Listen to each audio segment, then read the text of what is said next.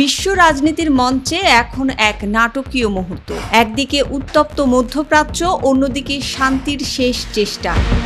আর সেই চেষ্টার কেন্দ্রবিন্দুতে রয়েছেন মার্কিন ভাইস প্রেসিডেন্ট জেডি ভ্যান্স। তিনি এখন অবস্থান করছেন ইসলামাবাদ, উদ্দেশ্য ইরান ও যুক্তরাষ্ট্রের মধ্যে চলমান উত্তেজনা কমিয়ে আনা। কিন্তু এই গুরুত্বপূর্ণ মিশনের মাঝেই ভিন্ন এক দৃশ্য দেখা গেল হোয়াইট হাউসে। এক অনুষ্ঠানে প্রেসিডেন্ট ডোনাল্ড ট্রাম্প মজা করে বললেন, আলোচনা ব্যর্থ হলে দায় ভ্যান্সের, আর যদি সফল হয় তাহলে সকল কৃতিত্ব আমার। মুহূর্তেই হাসির রোল উঠলেও বিশ্লেষকরা বলছেন এই মন্তব্যের মধ্যেই লুকিয়ে আছে বড় চাপ, কারণ ভ্যান্সের সামনে এখন এক জটিল সমীকরণ।